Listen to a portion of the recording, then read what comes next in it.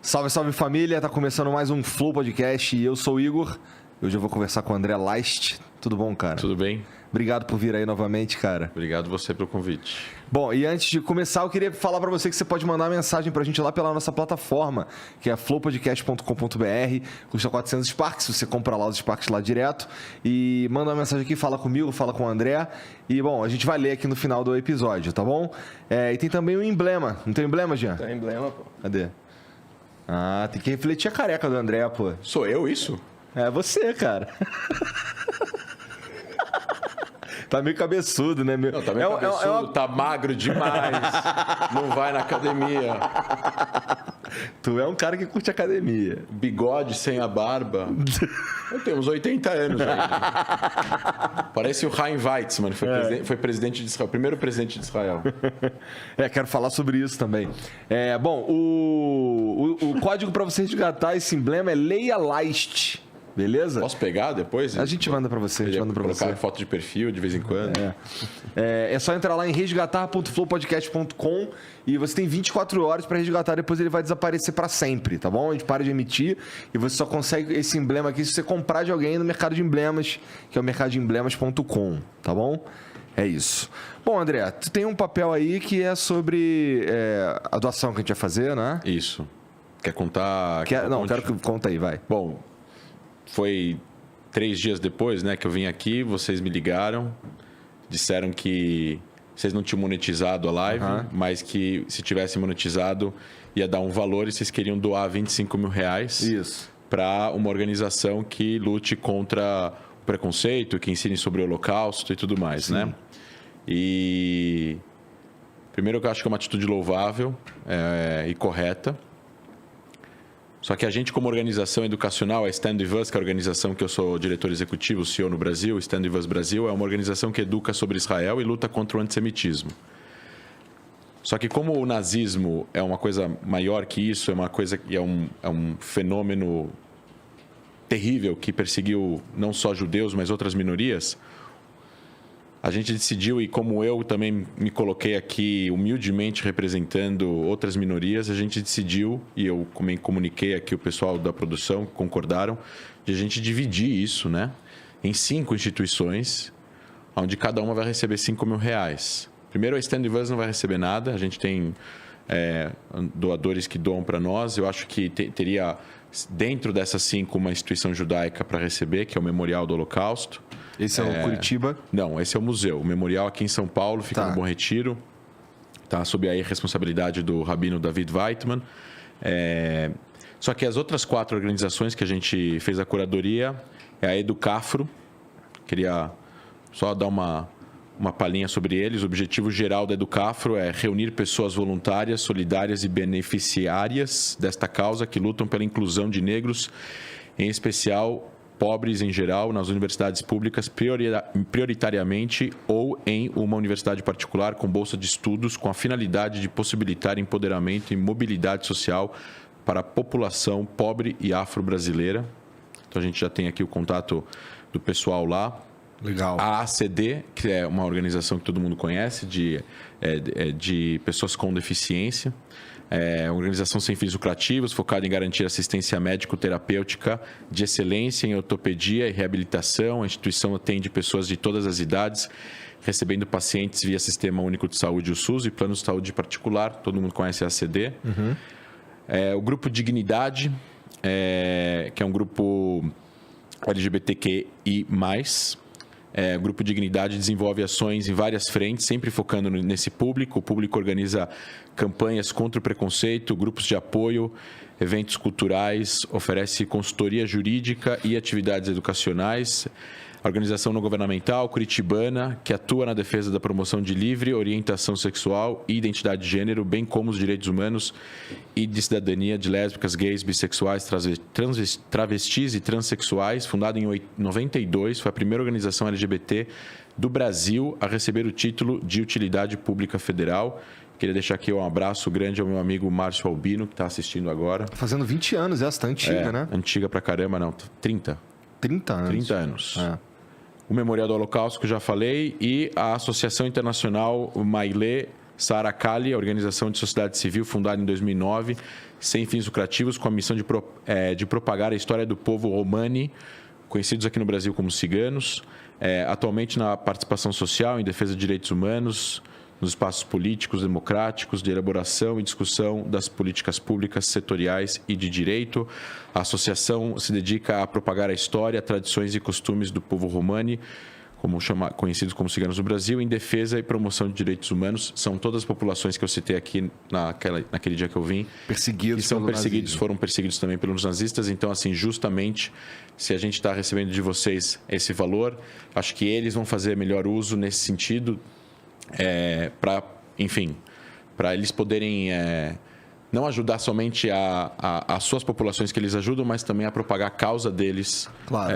No Brasil. A gente até recebeu, uma das organizações disse que esse valor que eles vão receber banca a ceia de Natal inteira deles. Então a gente ficou bastante emocionado. Legal, e grato de poder participar disso. Fico feliz e já te agradeço, inclusive, por nos ajudar a direcionar melhor, então, essa grana aí. É isso. Obrigado. Obrigado a vocês. E, cara, eu queria que tu me explicasse um pouco como é que funciona a Stand With Us. Stand With Us. Cara, essa é uma história que começa em 2001. Começa durante a segunda intifada, que foi o levante palestino contra a presença de Israel na Cisjordânia e Gaza. Foi, na verdade, uma guerra assimétrica que acontece nos anos 2000. Eu não sei se as pessoas devem lembrar, teve negociações de paz entre Israel e os palestinos. Por que tu chama de guerra assimétrica? Grupos terroristas contra Israel. Tá. Não era exército contra exército. Entendi. Se a Ucrânia for invadida pela Rússia, vai ser tanque contra tanque, avião contra avião. Aqui era homem-bomba se explodindo em shopping, em ônibus, e Israel tendo que fazer incursões, que é o que acontece hoje em dia na faixa de Gaza, mas naquela época não era na faixa de Gaza, era em geral, era na Cisjordânia também, era dentro de Israel. E aí você não vê o inimigo, você não vê onde o cara chega de carro, chega de ônibus, com um casaco, e se explode dentro de um ambiente onde tem civis. Mata a maioria de civil. Isso, e se mata. Ele tem interesse de morrer, né? Então é muito difícil você tem que fazer uma série de coisas para poder evitar que pessoas continuem morrendo. Então nessa época, era uma época onde Israel estava usando o seu aparato militar pela primeira vez dentro de territórios onde os palestinos moravam. Até então, o aparato militar que Israel tinha não era usado dessa forma. O aparato militar que Israel tinha era usado mais como uma força policial, uma força de defesa para conter protestos violentos, mas era mais uma forma, mas era mais uma forma de conter protestos radicais, mas não o hardware que a gente fala, tanques, aviões, artilharia, helicóptero e tal, nunca foi usado. É a primeira vez, e as imagens eram muito ruins. Porque início dos anos 2000, tudo isso. 2000, começa em 2000, em setembro de 2000, chama Al-Aqsa, Intifada Al-Aqsa, que é o nome da mesquita em Jerusalém. No levante popular, eram mortos todos os dias. E existia muitos ataques a grupos de judeus nos Estados Unidos, principalmente nos campos universitários, pessoas que se identificavam, tentavam pelo menos explicar a posição de Israel, ou falar pelo menos que os israelenses também não têm que morrer por causa disso. E existia muito antissemitismo travestido aí de ódio contra Israel, e isso acaba gerando aí um encontro de pessoas da comunidade judaica lá de Los Angeles que se encontram e falam: a gente tem que fazer alguma coisa para pelo menos educar as pessoas da comunidade judaica. Nem todo mundo tem conhecimento a respeito da história de Israel, de como se deu essa situação, do que gerou tudo isso, porque não tem como explicar. Para você explicar 2001, você tem que explicar o que aconteceu desde 1860, né? Que tem que passar pela história inteira. Então, era uma organização que se criou como organização educacional para educar as pessoas dentro e fora da comunidade judaica. Assim, visando diminuir a falta de conhecimento. E a tese se você diminuir a falta de conhecimento, você aumenta o conhecimento. Se você aumenta o conhecimento de alguém sobre qualquer assunto, a pessoa vai ser menos radical sobre aquilo. Ela vai ter uma ideia um pouco mais equilibrada. Faz sentido. Né? Se você não tem nenhum conhecimento sobre um assunto, você pode ter uma ideia totalmente desviada da realidade sobre qualquer assunto. Né? Principalmente um assunto acadêmico, científico, onde tem provas, né? Onde tem dados, números, etc. e tal. E aí começa, ela se espalha, enfim, a organização cresce, abre vários escritórios nos Estados Unidos, no Canadá, na Inglaterra, em Israel em si também, em 2004. E aí a minha história entra junto com eles em 2014, teve uma guerra em Gaza que demorou 50 dias para acabar, né? Israel contra o Hamas e a Jihad Islâmica em Gaza, eu ainda morava em Israel, a gente vai falar disso. Uhum. Aí eu vim para cá, fiz um monte de palestras aqui, foi a primeira vez que eu viralizei assim no Facebook na época, com postagens que eu escrevia. Eu vim, fiz várias palestras aqui durante 30 dias, voltei para Israel, voltei para cá para morar um tempo aqui e acabei trazendo a Stand With Us Brasil, que é o Stand With Us de lá, Brasil, Stand With Us, né? Fique conosco em inglês, para o Brasil para trabalhar fazendo cursos, palestras, seminários, promovendo debates, qualificando aí o debate a respeito desse assunto. Dá para dizer que foi você que trouxe para o Brasil, então? Isso, eu junto com voluntários, né? Tá. Eu sou executivo, mas assim, tem um grupo de pessoas voluntárias, doadores, pessoas que ajudaram a criar uma ONG, né? É uma organização da sociedade civil, aberta, com CNPJ e tudo mais. E a gente se sustenta com doações e a gente promove eventos educacionais a respeito dos conflitos no Oriente Médio, com foco em Israel e com conflito entre israelenses e palestinos, o processo de paz também, a relação entre eles, não é só sobre guerra, é sobre paz também, é principalmente sobre paz e não sobre... E seria o fim também das aspirações políticas dos palestinos por um Estado palestino árabe naquela região. Ou seja, é o fim dos direitos políticos de ambas as populações. E juntar uma população que brigou por 150 anos no mesmo lugar. Uma boa ideia. Não, isso nunca deu certo em nenhum lugar. E a gente poderia até falar sobre os valões e os flamengos na Bélgica, que há 300, 250 anos não dão um tiro um contra o outro, mas eles não se gostam. E isso é super problemático lá. Então, assim, tem uma forma de orientar e ajudar a sociedade, que é o IHRA, que em inglês é a Associação... Aliança Internacional de Memória do Holocausto. É uma organização mundial que chama International Holocaust Remember Alliance, que é uma organização que tem já vários anos, vários países signatários, inclusive a Argentina, o Brasil já é membro observador, Estados Unidos, Europa inteira, enfim, mais de 50 países. E eles escrevem uma definição de trabalho do que é o antissemitismo. Porque as pessoas às vezes dizem, mas o que é o antissemitismo? Como se combate isso? Como se identifica isso e tudo mais? Então, isso é uma coisa muito importante, porque assim, eu, como cientista político, quero aprender com a população negra brasileira o que é o racismo que eles enfrentam. Eu quero. Eu não estou no meu lugar de fala, eles estão. Eles têm que me falar e eu vou respeitar tudo que eles me falarem e vou seguir todas as recomendações, inclusive de nomenclatura. A população LGBT... é a mesma coisa. Eles vão falar para nós, como nós, que não somos parte dessa população, temos que nos comportar. E isso é uma coisa que está sendo contestada por alguns grupos radicais antissemitas no Brasil, que eles tentam, falar para os judeus o que é antissemitismo e o que não é. E aí eu trouxe aqui, aproveitando o teu microfone, o que é a definição internacional de antissemitismo. Fica à vontade. Se me permitir. Eles falam assim, as manifestações podem incluir o ataque ao Estado de Israel, concebido como uma coletividade judaica. No entanto, críticas a Israel semelhantes às feitas contra qualquer outro país não podem ser consideradas antissemitas. Eu estou repetindo isso. Críticas a Israel semelhantes às feitas contra qualquer outro país não podem e não devem ser consideradas antissemitas. O antissemitismo frequentemente acusa os judeus de conspirar para prejudicar a humanidade e muitas vezes é usado para culpar os judeus por, entre aspas, coisas que estão dando errado, como aconteceu na Rússia, como aconteceu na Alemanha, como aconteceu em outros lugares. É expresso na fala, na escrita, nas formas visuais e na ação, e emprega estereótipos sinistros e traços de caráter negativo. E aí ele dá 11 exemplos. Pedir, ajudar ou justificar o assassinato ou dano de judeus em nome de uma ideologia radical ou uma visão extremista de alguma religião. Por exemplo, o Hamas, em Gaza. Eles são abertamente antissemitas. Eles falam, precisamos matar os judeus. Eles não falam israelenses, eles falam judeus. Ou seja, não está falando só da galera que mora em Israel, estamos falando de mim aqui no Brasil e de outros. fazer alegações mentirosas, desumanizadoras, demonizadoras ou estereotipadas sobre os judeus como tal, o poder dos judeus como coletivo, como especialmente, mas não exclusivamente, o mito sobre a conspiração judaica mundial, ou que judeus controlam a mídia, a economia, os governos, as sociedades, instituições. Isso é visto facilmente. Teve outro partidinho aí que também escreveu um absurdo desse, já está sendo investigado pelo Ministério Público, porque ele falou é bem antissemita.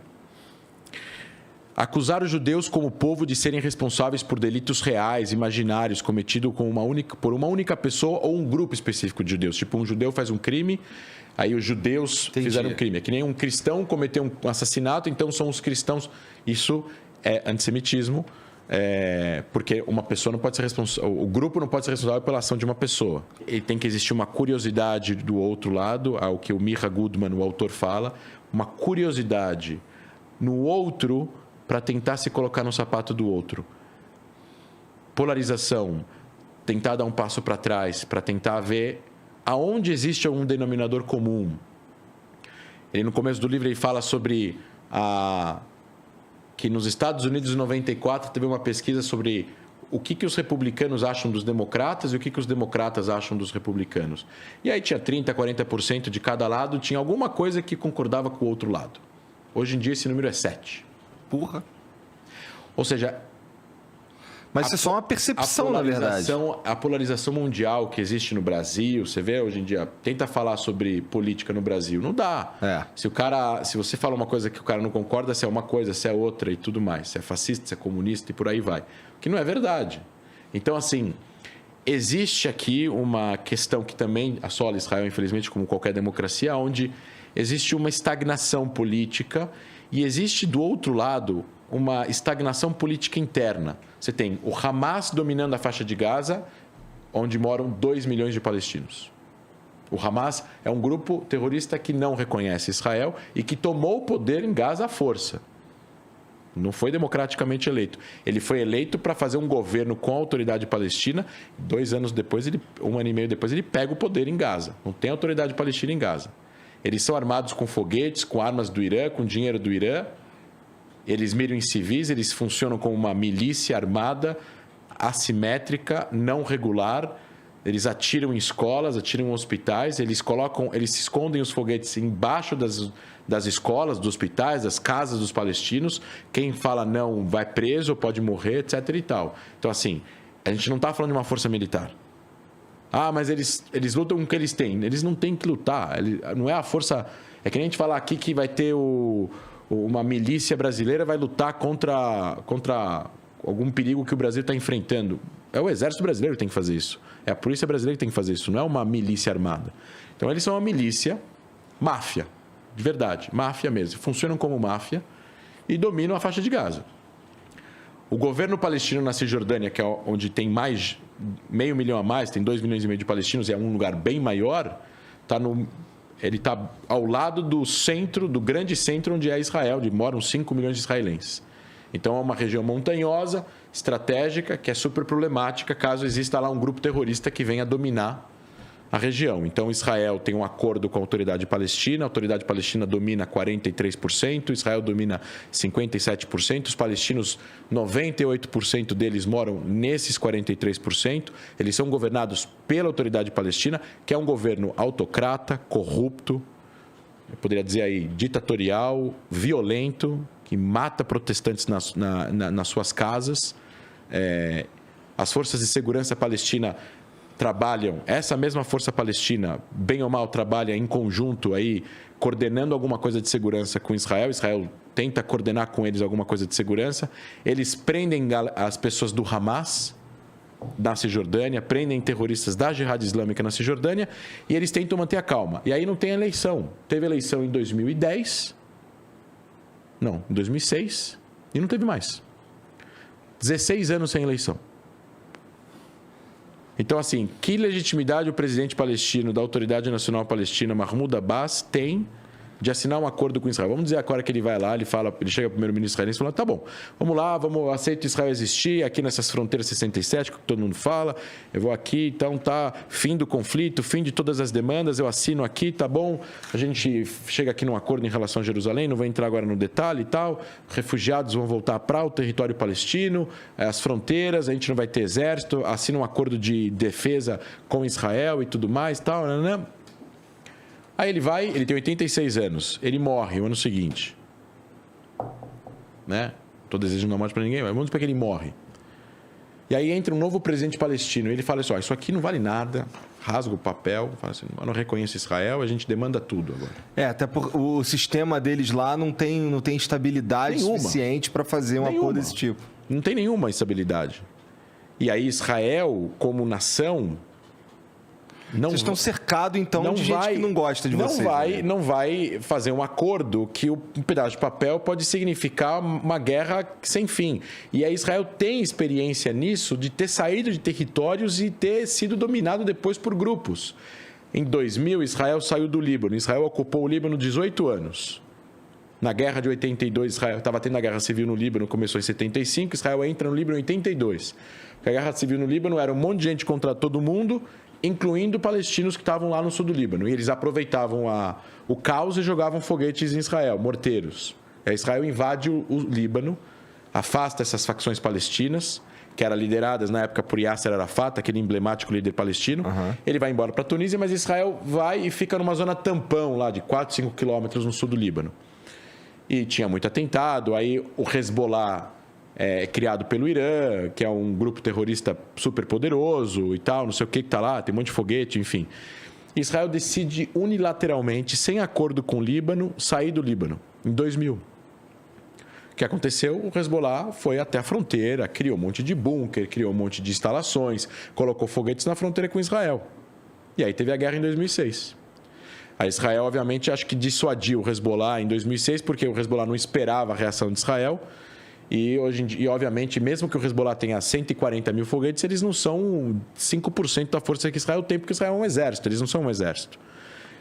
E aí o Hamas, a mesma coisa, Israel sai de Gaza em 2005. E aí o Hamas domina a região em junho de 2007. E não tem como retomar o controle de Gaza. É isso que as pessoas... Não sei se dá para ver na câmera o meu copo aqui. Dá para ver. Dá.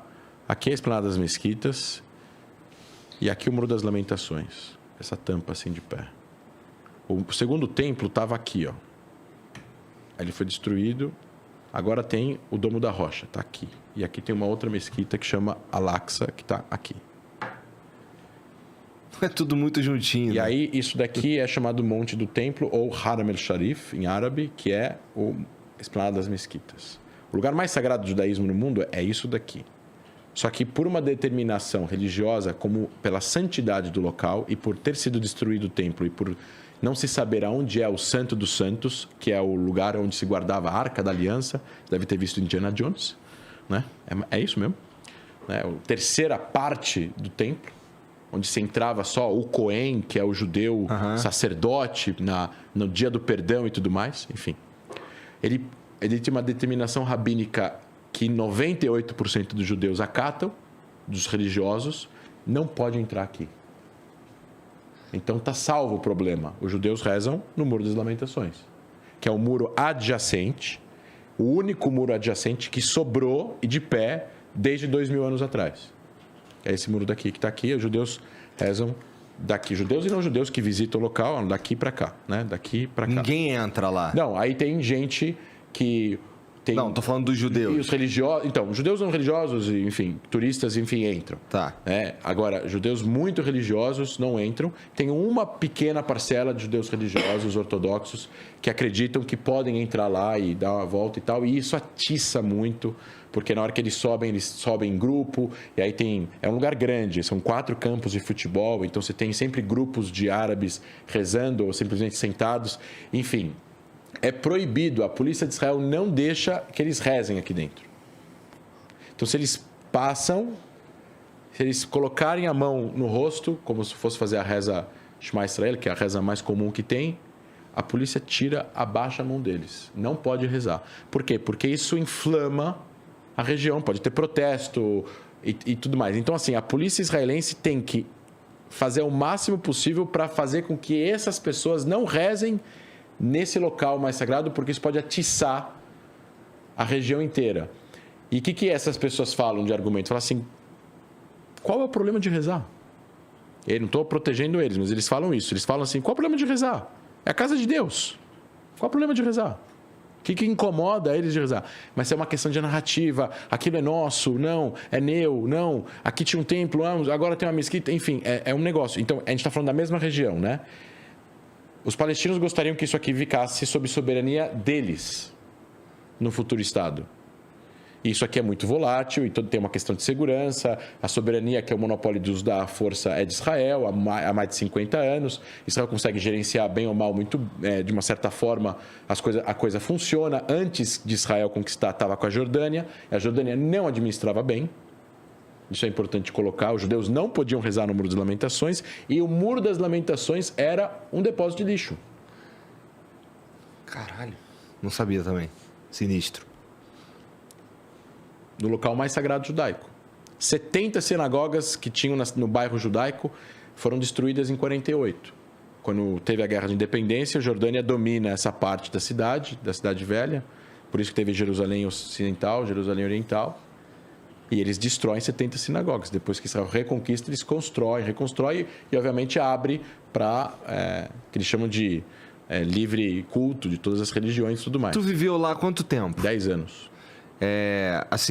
Tu viveu lá 10 anos, significa que você então é brasileiro, tua mãe e teu pai, você nasceu aqui e tudo mais? Minha mãe é argentina, meu pai é brasileiro, mas os meus avós são poloneses, russos, e se você voltar antes, deve ter alguma coisa de Espanha ou Turquia, e antes disso deve ter alguma coisa de... Tá, e aí tu foi pra lá, por que tu foi pra lá?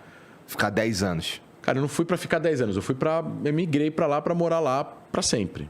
E acabou o destino, me trouxe de volta ao Brasil a trabalho. Mas e tu entrou no exército lá porque... Era obrigado também. É obrigado.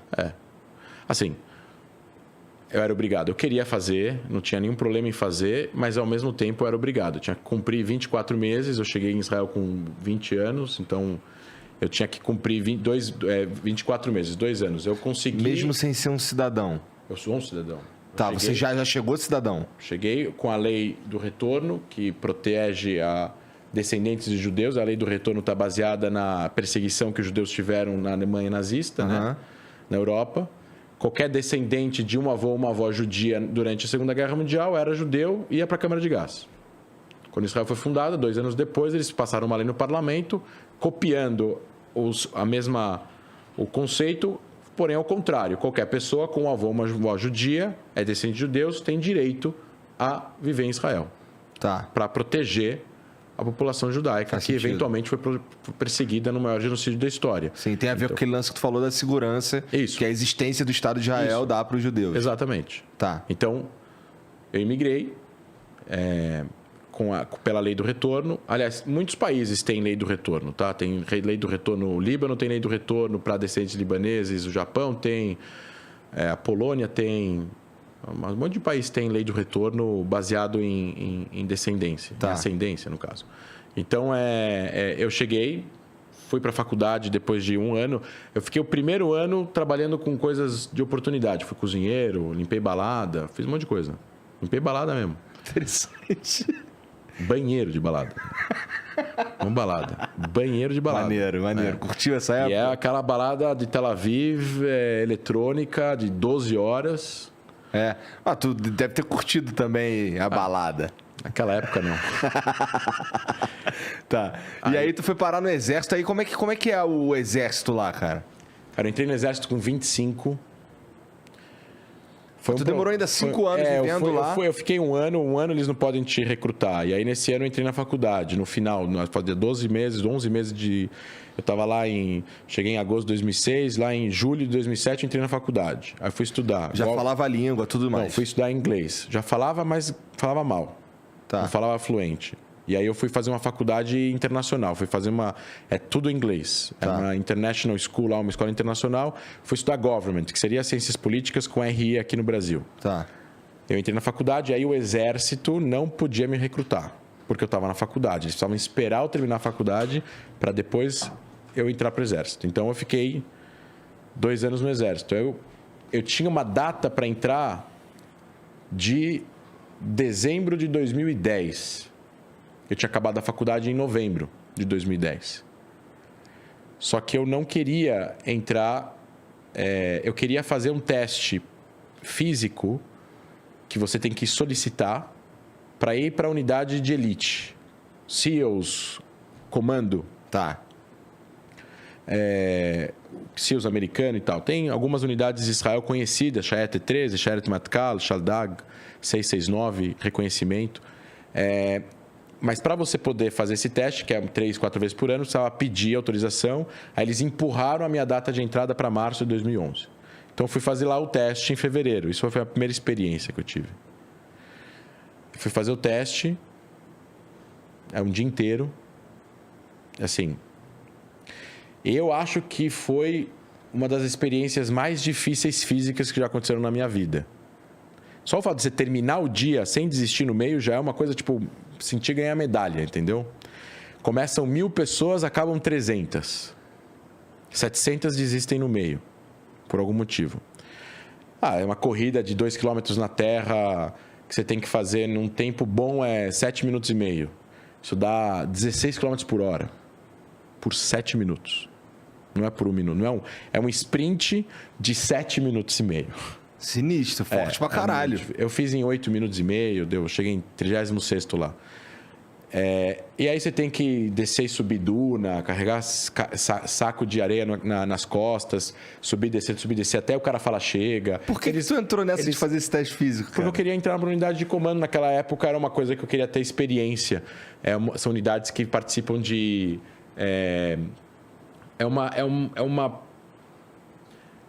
Quando você entra num...